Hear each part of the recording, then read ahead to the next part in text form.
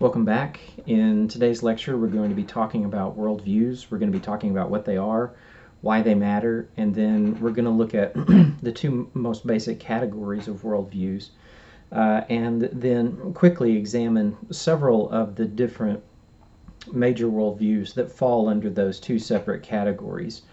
And so, first of all, what is a worldview? A worldview really just is how a person sees the world, but I'd say a little bit more pointedly, it is the most basic or the most fundamental assumptions that a person makes about the world. And so it really just is the most basic. And when we say basic in a philosophical class, we mean something that's properly basic. It is the foundation. If you remember in the last lecture, we were talking about how foundation needs to be firm, that it can't move. It has to be something that doesn't move around. It's got to be perfectly stationary, because if your worldview moves around, then the things that are based on that worldview aren't going to be stable either. And so a worldview really just is the most basic assumptions. Now, when we say assumptions, everybody makes assumptions. It's not the fact of that we all just come out and prove every single thing that we think or believe in the world, and we come to these different assumptions or these most basic beliefs, these foundational beliefs, through a number of different reasons. They can come to us because of the culture or the home that we are brought up in. They can come to us because of the different teachers that we pay attention to, not necessarily just in an academic setting, although certainly that would also be the case, but anybody that you listen to and begin to ingest and digest their ideas can influence your worldview. Now, they can influence your worldview in such a way that you agree with them, or perhaps if you really don't like that person, then you might even shy away from the different ideas that they hold to. And so that worldview just really is a way that you see the world. It can act as, in a way, as a pair of glasses, and what that means is that you're looking at the world through certain kinds of lenses. If you've ever heard the phrase that they're looking at the world through rose-colored glasses, what that phrase means is that you've got an optimistic person in front of you. Everything seems really rosy to them. Everything seems really good. And so their worldview is, in that case, a pretty positive worldview. They think life is kind of rosy. They think it's nice and that it's good. Now, if you're talking to somebody who's a little more pessimistic, they might be viewing the world through glasses that are darker, through a darker lens, and so they're going to see the world differently because of the different colors or the different glasses that they're wearing. Now, that's kind of a useful metaphor or a useful example of the way that we see. But when we're talking about worldviews, obviously, we're talking about the big questions in life and how you basically think about the world and how that influences, how those most basic and fundamental ideas are going to influence your thoughts. Now, your worldview is going to influence your opinion on things like ethics, certainly. It's also going to influence your views on, say, politics, for example. And so one of the useful things that taking a philosophy or ethics class can do for you, hopefully, is that you begin to understand more of what's happening on the other side of the political line. And there's a reason that the Republicans and Democrats are doing what they're doing. And so the worldviews that these two sides can be that the two sides hold can be very different, and that's why they have different ideas about what should be done, or even ideas about how those things should be done. Your worldview is going to influence the way you think about things like abortion, euthanasia, same-sex marriage, environmental ethics, economic policy, public education, and depending on that foundation, a lot of that will determine how you think, and then that will determine, of course, then how you behave as well. And I'll explain more about how you think determines how you behave a little bit more towards the end of this lecture. Worldviews operate at both an individual level and at a societal level. It just is the case that that certainly humans hold these kinds of worldviews, and that influences how they behave. But it's also the case that societies or cultures can hold a specific kind of worldview, and then that will determine how that culture or society behaves. Just like the worldview of a person determines how a person behaves, And so the society's worldview will also determine how a society can behave. Now, it is kind of rare that two people will hold exactly the same worldview because there's going to be variations within the worldviews. They're not neat cut categories, and people don't simply just fall into the categories most of the time. Lots of times, like I said, there's going to be some kind of variation in those particular worldviews. Now, so it's not always very very super specific. Sometimes it's more of a general category, and there are varying degrees. For example, in existentialism, that particular worldview, the variation within that worldview could be quite wide. There can be a number of different basic assumptions that existentialists will hold, and they still all fall under the existential category. But they don't believe necessarily really close to the same things. That's not going to be true for other types of systems, say for humanism, for example. That one's going to be a little more narrow than existentialism. Existentialism is going to be broader than, say, humanism, for example. Okay. Western civilization, since around the 4th century, was dominated by a Christian worldview. And even though there were individuals and groups early on that challenged that particular worldview, in the past few centuries, what we've seen is that that particular worldview has declined. Now, certainly, that's not to say that Christianity as a worldview is no longer a dominant force, because it certainly is a dominant force in our culture.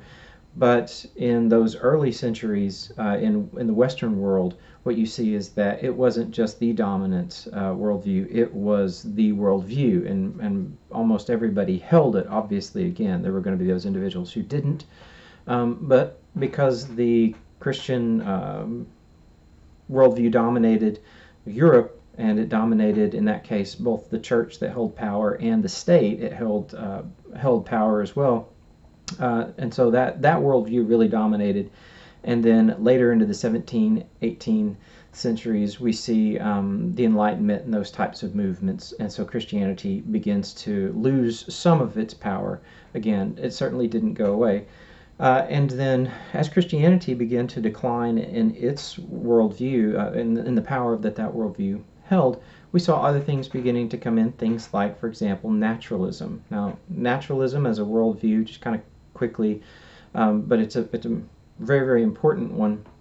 Naturalism is the idea that there really is nothing in the world but nature, right? And so nature itself being all that there is, and in this case, with our current naturalism, that it evolved slowly over time into what we see in front of us today.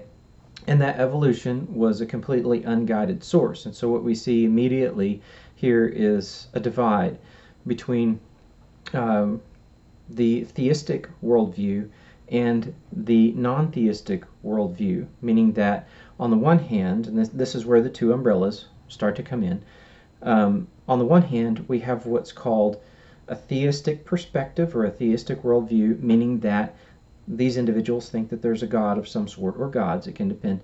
And then these non-theistic worldviews is what's called a secular worldview.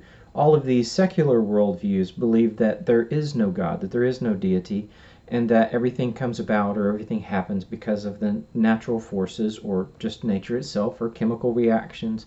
And so in this case, naturalism, within the worldview of naturalism, there is no God, and that nature itself is a closed physical system, meaning that this is all that there is. There's not an outside source over here that's influencing it somehow. This is all that there is.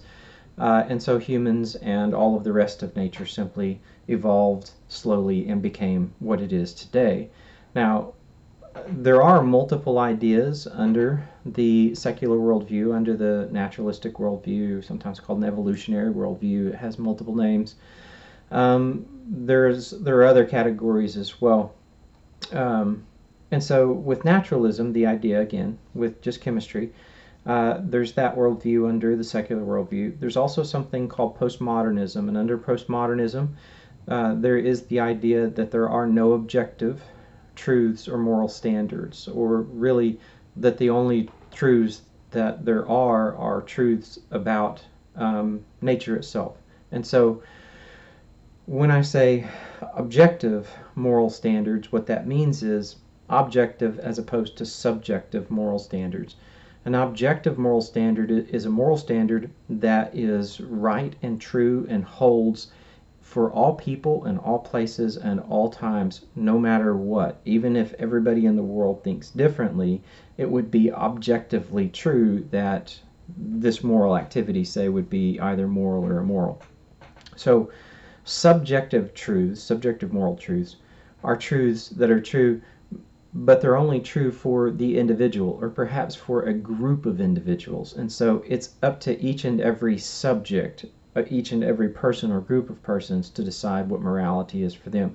With objective truths, it's not up to the person or the group. It's simply the case that, and these things are morally right or wrong. And so within postmodernism, they're going to make the claim that there are no objective moral truths, and indeed that there are no objective truths at all. And so within postmodernism, that's where you're going to stand. And that's a secular view, because in that case, there is no deity, there is no God or any other being that determines moral rights and wrongs.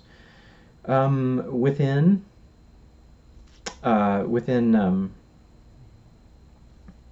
the non-theistic worldviews, within the secular worldviews, there are also, let me get to the,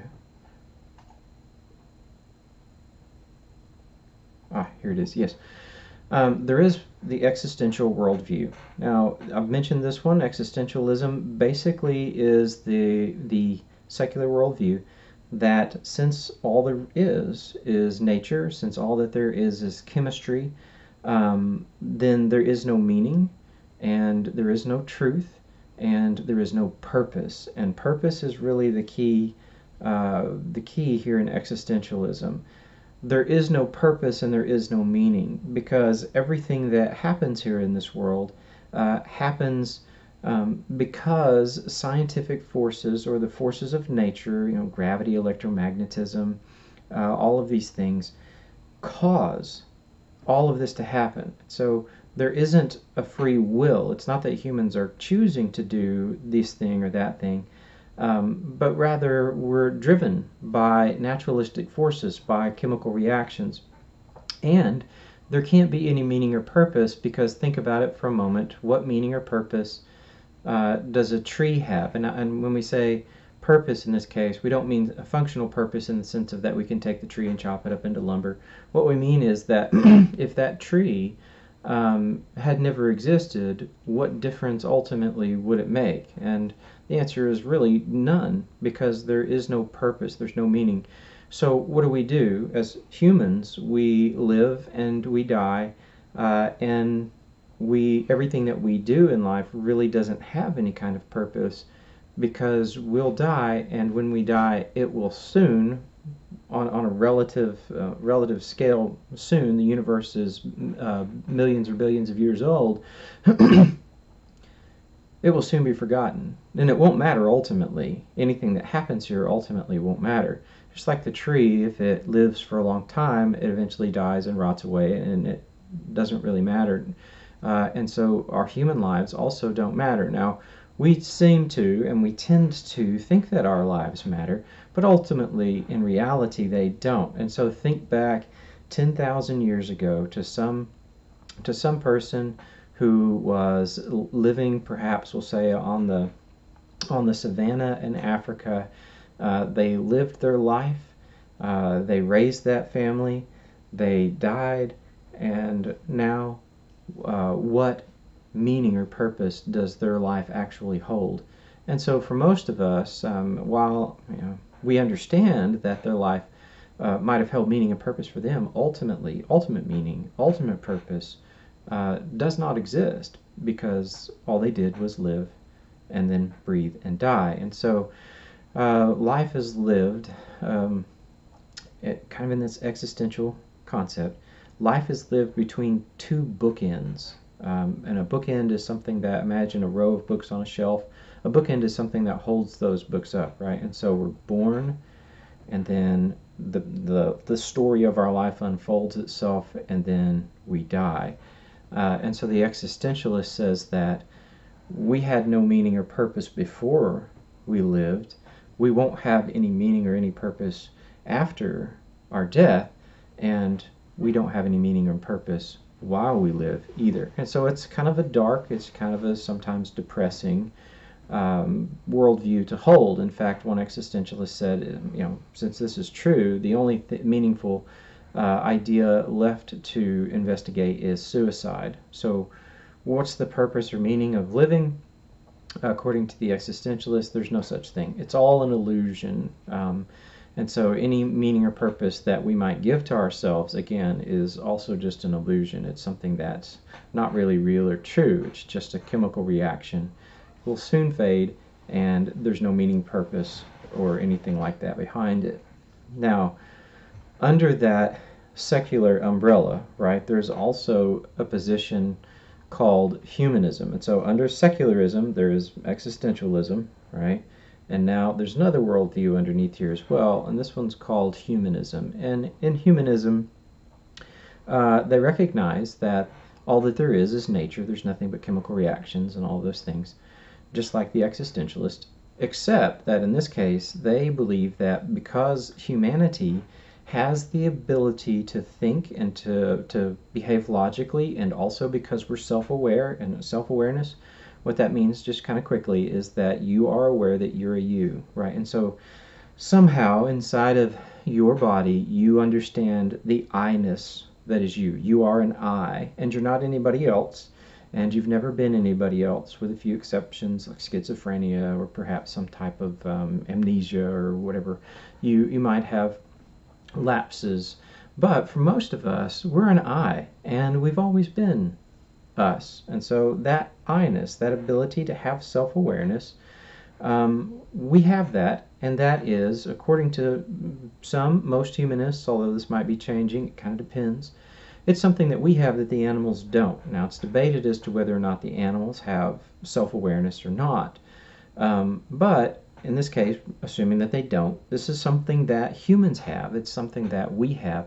And it's very important to us. It's highly significant. In fact, when I do thought experiments in my classes with my students, what they come to understand very, very quickly is that their self-awareness is one of the most important aspects of their humanity. And most individuals would rather lose multiple other functions, physical functions, than lose their ability to be self-aware, or even to control, to be able to control themselves, to be able to control their self-consciousness and therefore control their actions. Now, within humanism, again, they think that humans have some type of specific or greater value because of the different attributes that we display. And so we, having that self-awareness, have the ability to appreciate life and death. We also have the ability to appreciate good experiences and bad experiences, and so we have the ability rather, to understand that what we do is significant to us, but we also have the ability to understand that it's significant to the others around us. And so what that does for the humanist, or the humanist perspective, is that it says that no, all of life, all of the universe really is just nature, it's just chemistry, but we have some type of value. Humanity has some kind of special value that goes above and beyond what all the rest of the chemicals and all the rest of nature around us display, because we are self-aware and because we can appreciate, therefore we have a different kind of value. And so we're set up as something different, and in this case, because of that difference, we have a value that other things around us don't have, like trees. They don't have the kind of value that we do, because of the significant things that we are and are capable of doing. Quickly then, under secularism, there's also something called pragmatism, and within that, basically, if something works, then it's a secular worldview. No, there's nothing but nature and chemistry and all these things. But if something works, then we embrace it. So within pragmatism, that's not quite fair, but within pragmatism, if something is of practical value, if it's something that allows you to achieve what you're trying to achieve, then it's useful, and that's something that you should embrace. And so the pragmatist is this kind of practical individual who is trying to, who views the world as, if it works, then it's a valuable piece of my worldview, and I'll continue to do those actions because it's something that allows us to successfully navigate or negotiate this physical world. There's also something called, there is something called positivism, but I don't want to go into it. There's something called hedonism, and hedonism is a worldview that says that what is valuable within humanity is our ability to distinguish between pleasure and pain, and therefore things that bring us pleasure are things that we should embrace, and things that bring us pain are things that we should shun or that we should stay away from. Now, hedonism is a very, very interesting study. I'm kind of sorry that I don't have a lot of time to go into it in depth, but when we get to utilitarianism, the two of them are going to be tied very closely together, and so we'll get into some deeper concepts here. But within hedonism, again, it really is about steering your life towards pleasures and steering away from pains. And so if that is one of the secular worldviews that people hold on to, because there is no meaning, there is no purpose there within that secular worldview. And so what should life be about? Well, life should be about acquiring pleasure and avoiding pain. That's what life should be about, and that's the most basic worldview. And so you can see how if someone decides that that's the case, then it's going to influence their actions. If someone becomes a hedonist, they might be somebody who dedicates their life to trying to find the best of food, or the best of music, or the best of, you name it. It doesn't have to be excess. Hedonism can measure itself. It can be that you don't simply overindulge or indulge all the time in all possible ways. So it doesn't have to be someone who is an alcoholic. It could be someone who dedicates their life to trying to really find the best of drink, but doesn't necessarily always drink to excess. There's someone who is trying to find the best of steak, but doesn't eat steak every meal and doesn't eat steak to excess. So it doesn't have to be to excess, but rather it is really about embracing pleasure and pain. And they look around the world and they judge all things based on, will this bring pleasure or will this bring pain? The last one here under secularism that I want to talk about again quickly is called scientism. Now, we're all going to be familiar with the concept of science. So what happens when you put the ending ISM on the back of a word, when you put an ism on the back of a word, is that it becomes a philosophical worldview. And so science itself is the idea, or is the practice of going out, studying and determining or beginning to understand better how the world works on a physical chemical level. Close enough.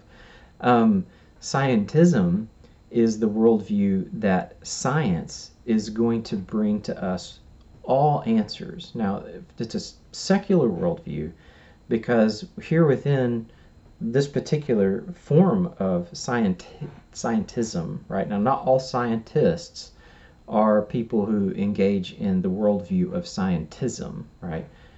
But within this worldview, these individuals believe that there is nothing but the chemistry, there is nothing but the physical world, and that everything comes to us through that physical world, and that science can reveal to us all things. And in fact, it's the only thing that can really reveal things to us, because nature is all there is, and science is the study of nature, and therefore science will bring to us all answers concerning all things being nature, because that's ultimately all there is.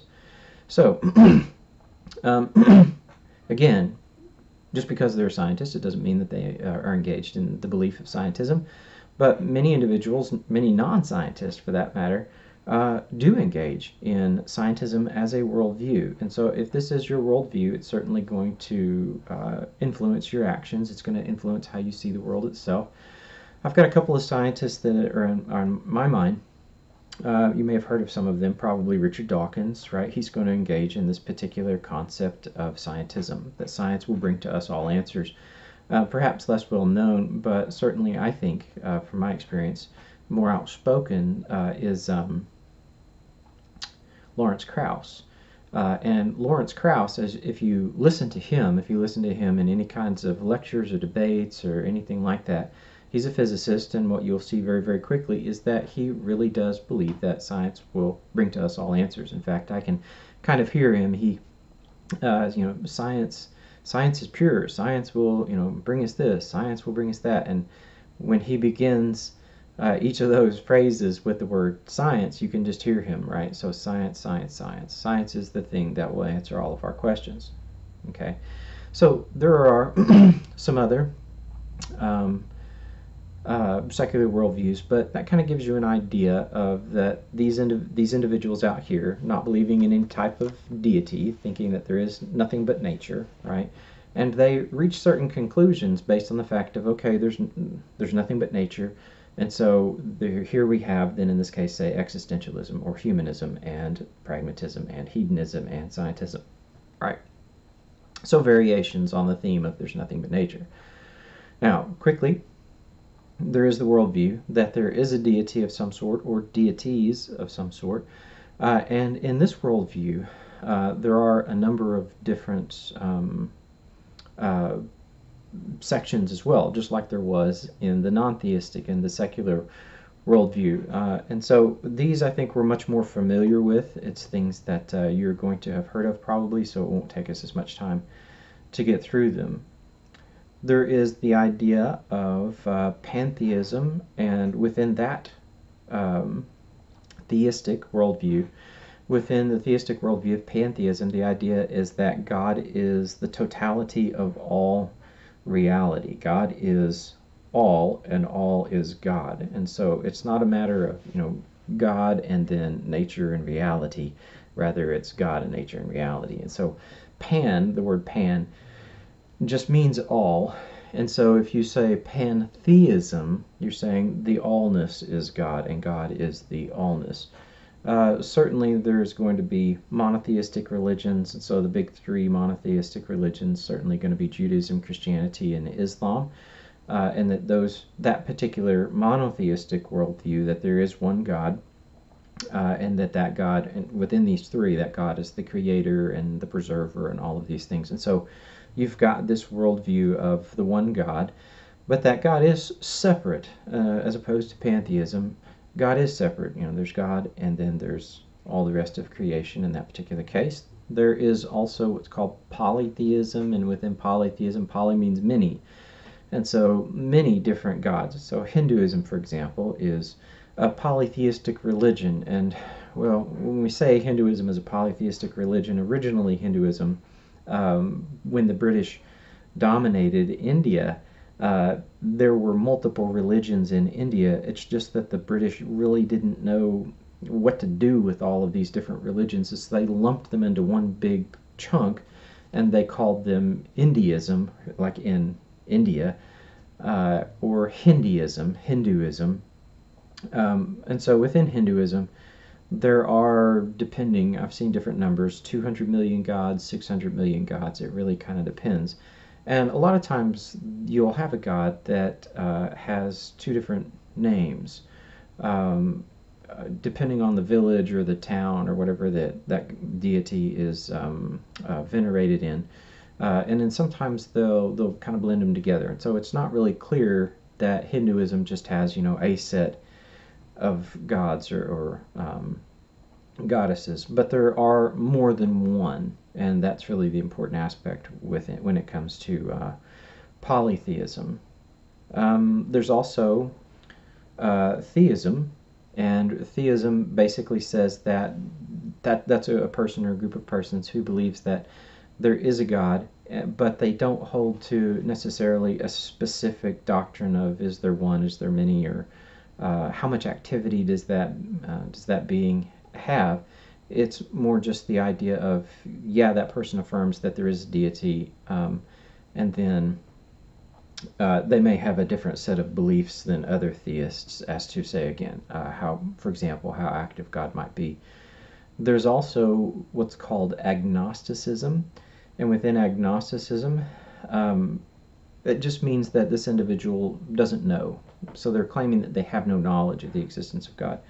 And so agnostic, the word Gnostic or Gnosticism in Greek just means knowledge. And then if you put the A in front of that, it just means no or lacking. And so in this case, an agnostic is someone who does not have knowledge of whether or not there's a God. And so I guess an agnostic could fall under either category or something in between, or perhaps a very small umbrella over here as well.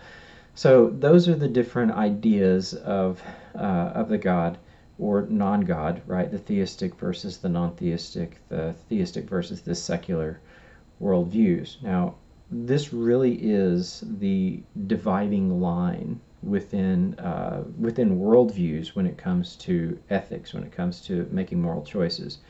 Those who don't believe in a deity and believing that there's only nature, and then those who believe that there is a deity of some sort, are two of the most basic. That's the beginning of the separation. So when Aristotle was writing, he said that the question of the existence of God was the first question. Now, one time when I was in a class, we were over halfway through with the semester, and I said Aristotle said that this was the first question. One of my students raised her hand and said, well, if that's the first question, why didn't we start there? And I told her, we weren't ready. There are other ideas, there's other concepts that you really have to get to in a philosophy class before you're ready to ask and answer the question of the existence of God. Because this is an ethics class, I'm hoping you've already had philosophy. Maybe you got some of the basics, and so you have an idea of some of the questions and answers that there are in this particular realm of study, in this particular discipline. Perhaps now, hopefully, we're a little bit closer to ready to asking that question. The reason Aristotle said that that's the first question is because depending on your answer to that question, it will almost immediately determine how you answer the next questions. And so if there is a deity, then your answers for the question of morality and blah, blah, blah are going to look like this. And if you think that there is not a deity, then it immediately separates you from this category. And so very quickly, this is one of the most important dividing lines when it comes to determining a person's worldview. It's one of the most important ones, and it's one of the most immediate ones. It's one of the ones that you have to ask almost first. And so much is going to be determined by what you think about the answer to this question. So your answer to this question, your fundamental assumption. Now I'm going to say assumption in this case. That doesn't mean that you can't have evidence for or against the existence of God. All that means is that you have to decide at some point, the existence of God or the non-existence of God. You can live in the world of agnosticism, but it can be a difficult place to try to maintain yourself. And so almost at some point, most people are going to have to decide on this question. And once you've made that decision, it's going to highly influence where you go with the rest of these questions, because it's one of the most basic, fundamental questions that humanity asks. All right.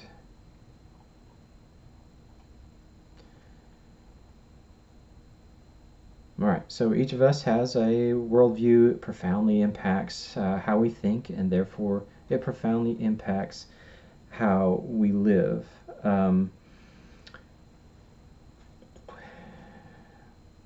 While a worldview, and I want to come to why they matter, I'll explain more about how they impact how we behave, right?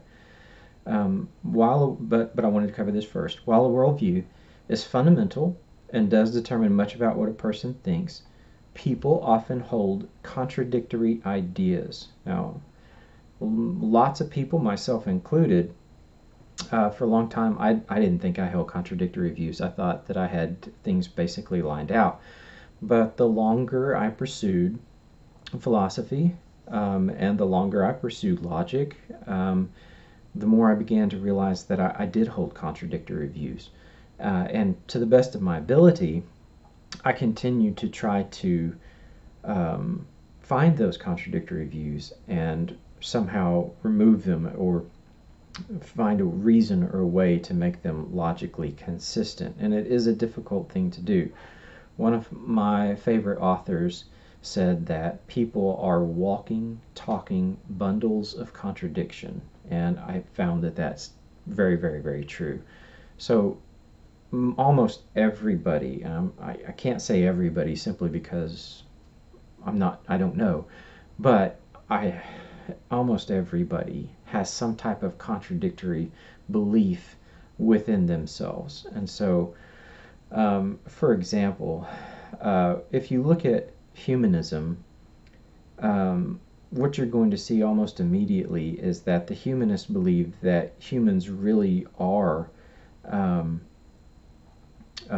since they fall under secularism, that there is nothing that is sacred. Now, when we say sacred, what that word means, what the word sacred means, is that these things are set apart. The literal translation of the word sacred is that they're separated, they're something that's different, they're other than. And so, for example, if you grew up in a church environment, you might be familiar with the word sanctuary, right? And so it is a sacred place. And so one of the things that I remember from my childhood is that you don't run in the sanctuary, in this separated, sacred place, right? Now, of course, that was the best place to play a game of tag because of all the, the obstacles that you could use to, dodge the person who was it.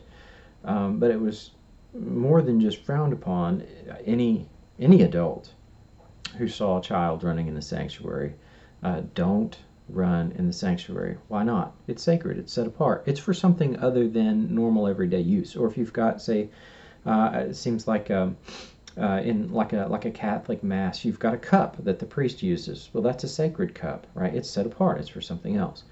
So within the secular worldview, there is nothing that's sacred. Everything really is chemistry. It's all natural. It's all nature. And so there is no sacred because there's no deity. It's all just physical, chemical stuff. And the golden cup that is used in the Catholic Mass is the same as a golden cup that might be used by a king to drink out of. And there's no difference in the two because there's no difference in the chemistry of those two gold cups. So within humanism, there is that kind of contradiction because while on the one hand they say there is nothing that is sacred, everything's just chemistry, on the other hand they turn around and they look at humanity and they say humanity has something that sets them apart, that makes them different from everything else and all the other chemical reactions that we see here in this world. Well, that's a contradiction because if it's chemistry, then it's just chemistry. And the chemistry of a human is really no different than just say the chemistry of an ape or the chemistry of a whale or even the chemistry of a tree. Now, while they're different in the way they function, they're all still just chemical reactions, and no chemical reaction is set up or separate or somehow sacred. It's just chemistry, and so they're all just using sunlight and nutrients and oxygen or whatever it is that they use. They're all just using that. None of them are really sacred. And so there's that kind of contradiction there within humanism. That doesn't mean humanism is false. It just means that there's a contradiction. And if there are humanists who, they're holding that position, they're going to have to try to find some kind of way to either answer the question of contradiction or perhaps dismiss humanism because of the contradiction, or they're going to have to look at it and say there's a contradiction, but I'm willing to live with it anyway. And so those are kind of some of the options, but it simply is the case that humanity walks around with lots and lots of contradictory concepts and thoughts and contradictory thinking within themselves. It's just kind of part of what we are. Humans are messy creatures. We're not simple. We're not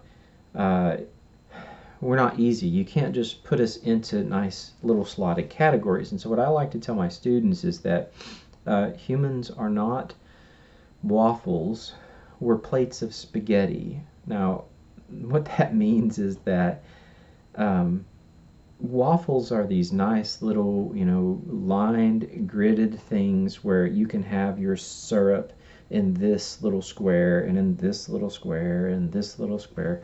And the squares stay separated, and perhaps the syrup, doesn't interact with the other syrup. It just stays in its little, nice little square. And I like to say that humans aren't like that. We can't keep, say, our political and our religious views separated because we're not waffles. So we don't have a waffle square for politics and a waffle square for religion. We don't have those things.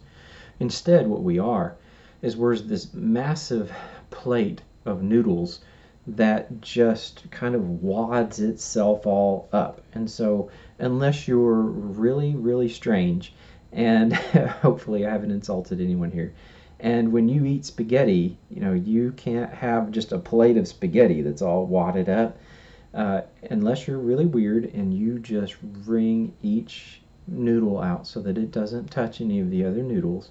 Then all of the noodles will interact with the different noodles in different places. And so you'll have a religious noodle and you'll have a political noodle, and those noodles will touch over here, and then those noodles will touch over here, and then your economic noodle, your ideas with regard to economics, will intersect with your religious views, and they'll intersect with your political views, and it's this big massive tangle of thinking, and all of your views of the major questions in the world will bump into each other in different places. And so just like noodles randomly bump into each other on this plate of spaghetti, so humans are going to be this kind of messy, convoluted, it's not neat. We don't have, waffles, and we don't line out our different noodles across the plate. So we're messy creatures, and we tend to be much, much more like spaghetti than we do like waffles.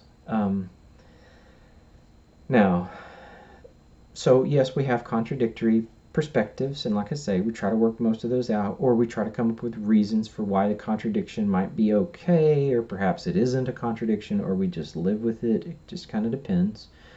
But within that worldview, like I've said multiple times, the way you think determines the way you behave. Now, I've got kind of another analogy here. Humans now, we are spaghetti, but humans are also like icebergs. And what that means is that with a human, just like an iceberg, you only see 10% of an iceberg. Only 10% of it is sticking up, out of the top of the water. The rest of it is underneath, because it takes the rest of the iceberg's buoyancy to push that small amount up so that you can see it. So humans are like that. You only really see like 10% of who we are.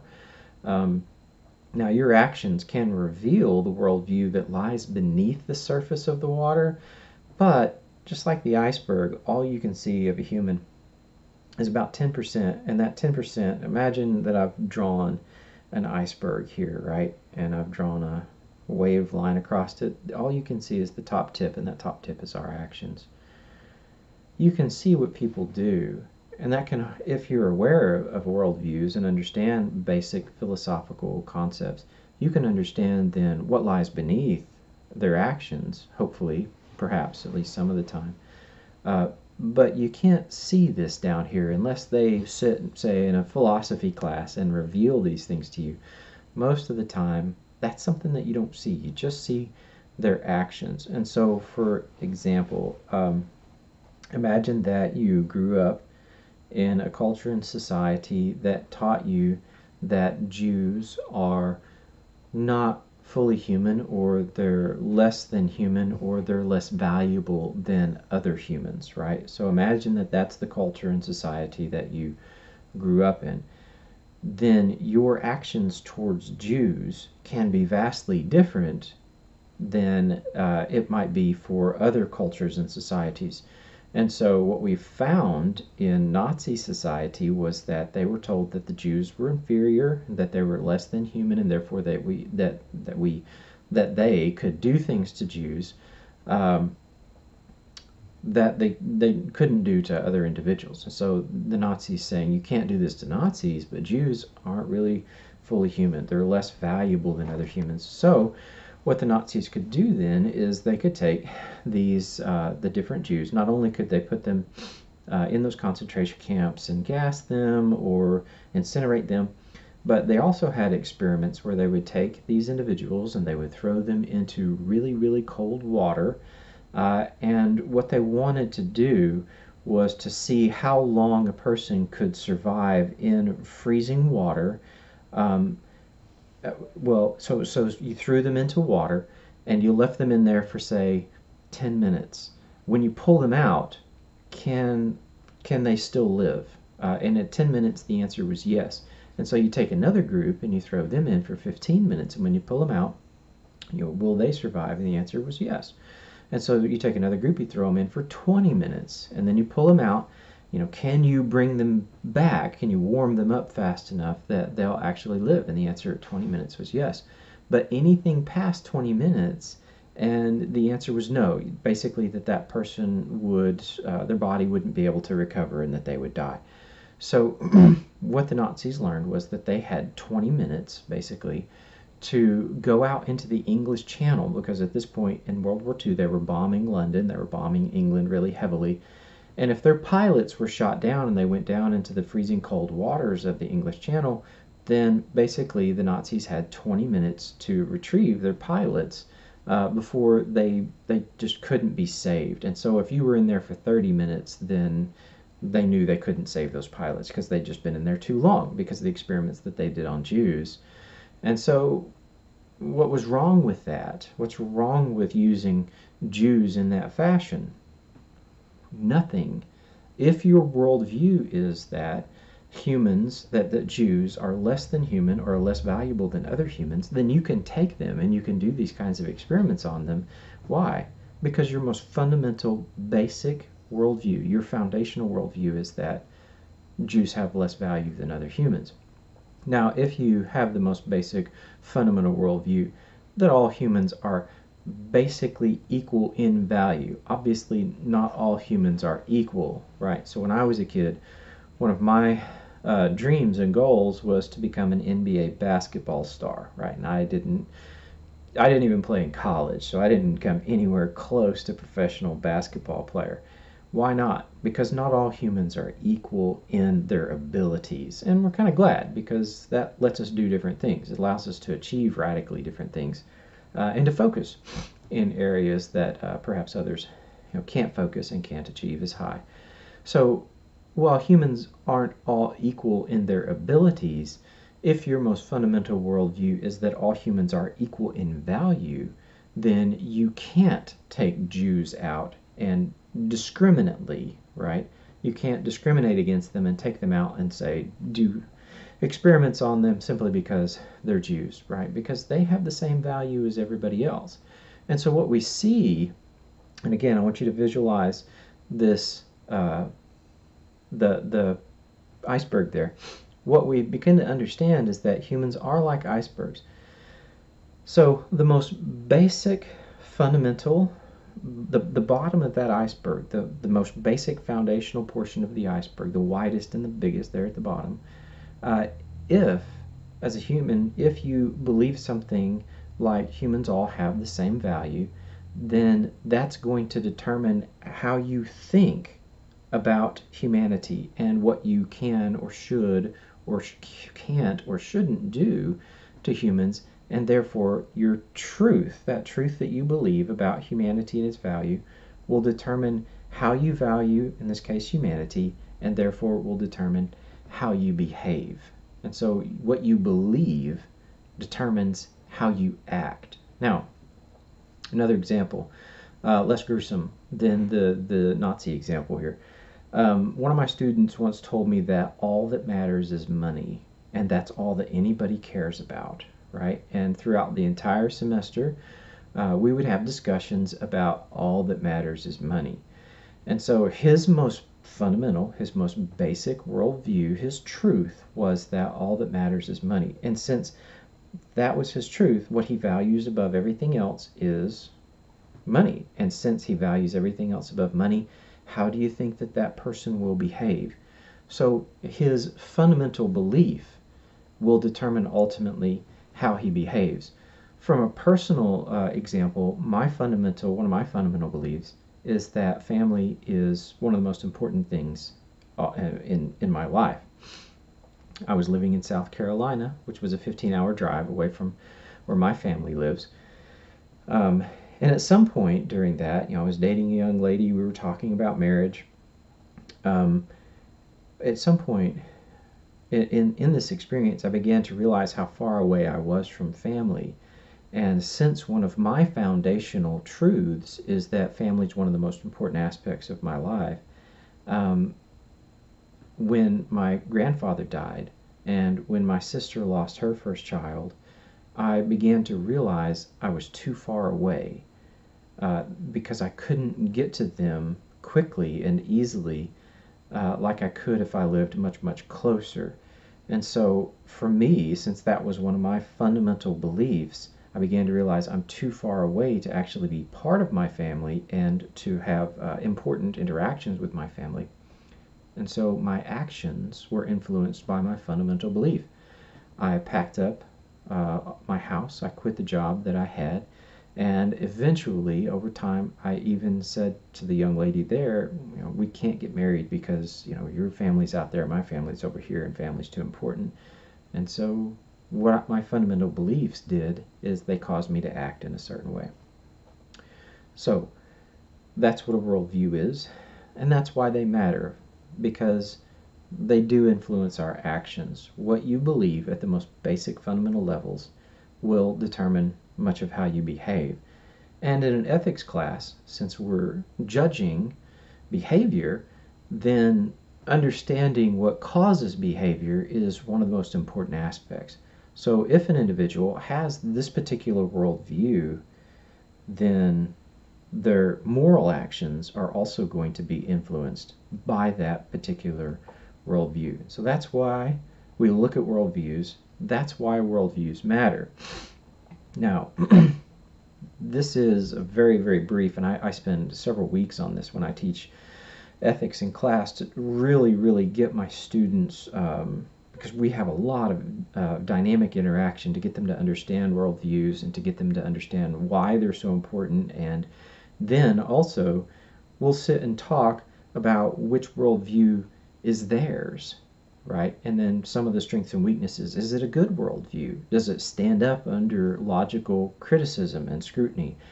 And so as we talk about those things, I also begin to talk to them about that morality, it needs a type of foundation, right? Now, the foundation is that worldview.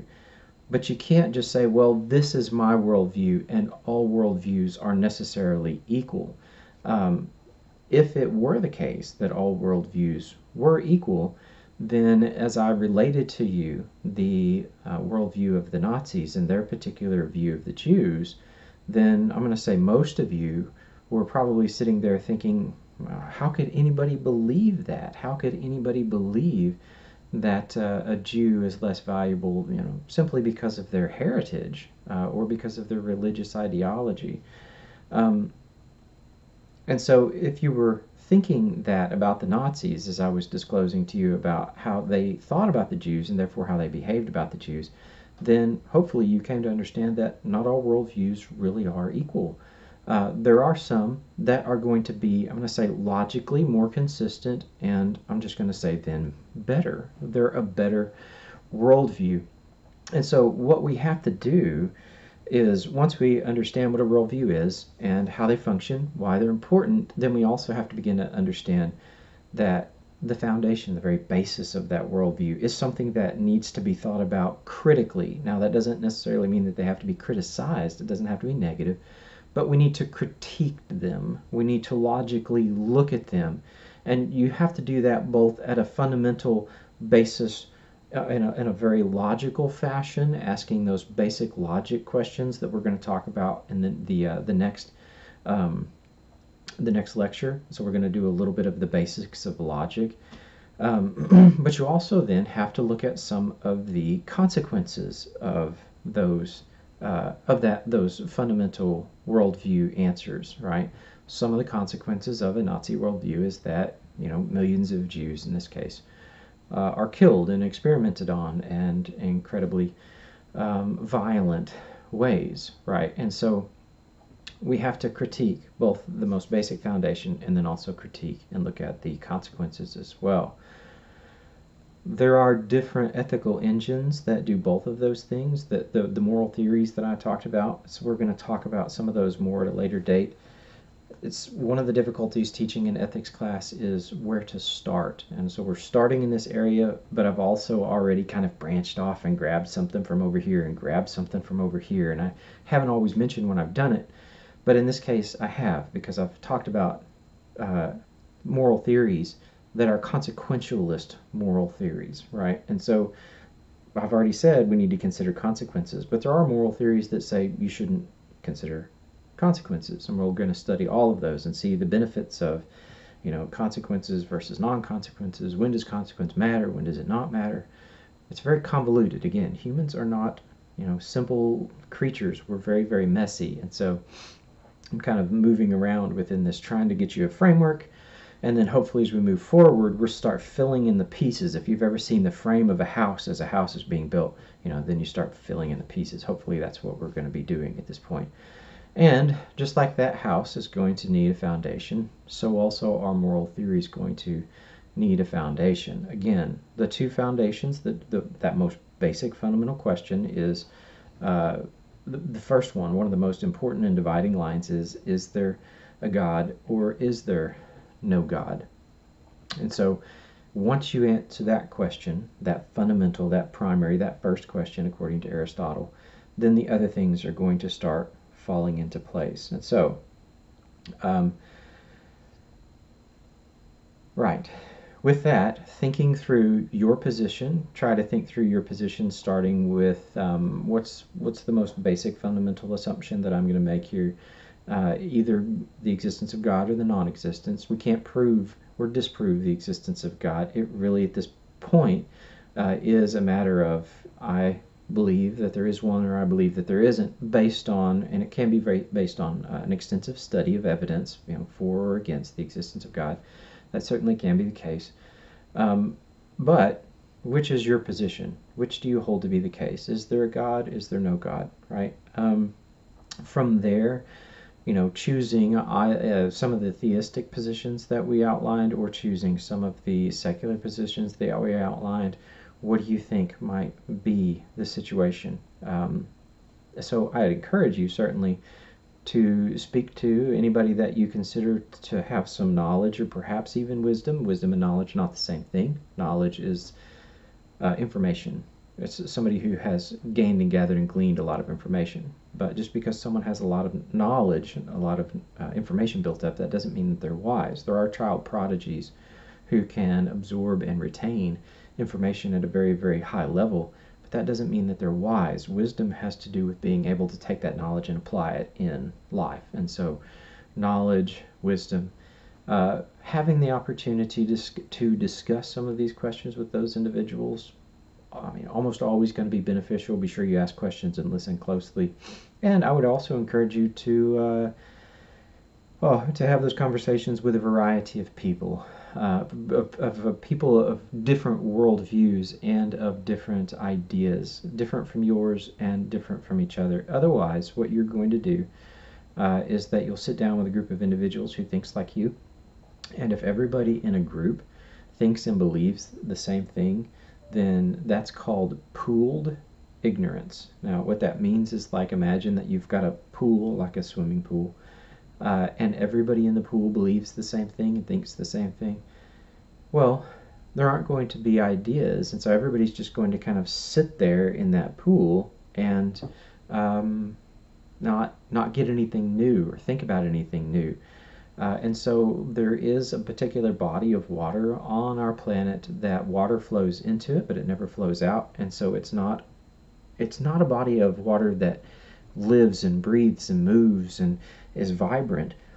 And we call that body of water the Dead Sea. It's dead because stuff flows in and then it just sits there and it doesn't move and it doesn't have the opportunity to learn and stretch and reach, uh, because it's not getting that new stuff and using it in any kind of constructive way. Instead, it's dead. And what we want is that information comes in and moves around. We think about it. We try to digest it. You don't have to accept everything that you hear. Just think about it and uh, figure out what your particular position is. Listen to other people carefully and closely. Try to understand their position, and then try to figure out if parts of it might be useful, parts of it might be something you think or agree with, or something like that. So that's kind of what we want to do, and use this discussion with worldviews on.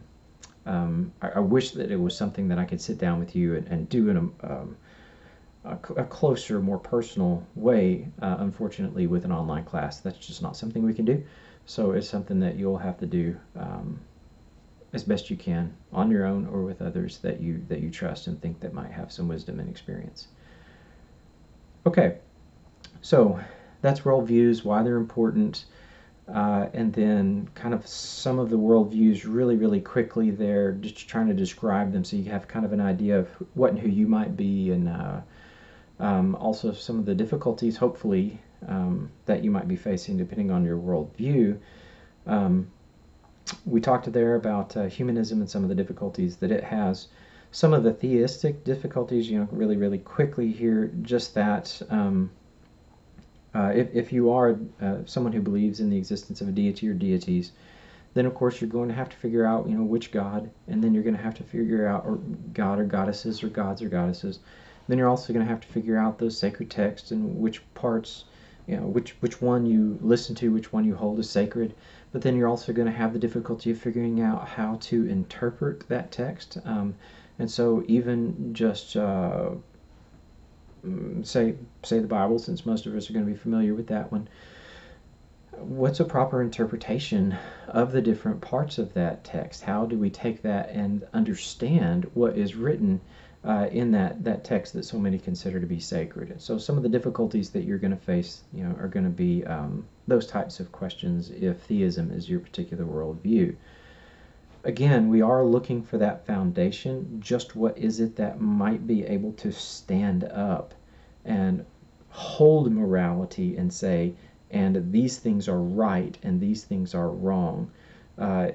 Is there anything that we can put under that structure of moral actions that will somehow stand up to scrutiny and say, and this determines that things are morally right or morally wrong? We're going to be trying to find some type of foundation for morality if it exists, and there is the possibility that it doesn't exist. There's the possibility that it doesn't exist, and so we'll have to try to answer that question as well. Before we delve too deeply into that question, though, we're going to need a little bit of logic. So in the next lecture, we're going to be talking about what is truth, and then trying to take what we can from logic and then begin to apply it more towards morality and our study of ethics. And so next time, what is truth? And we'll be looking at a little bit of the rules of logic.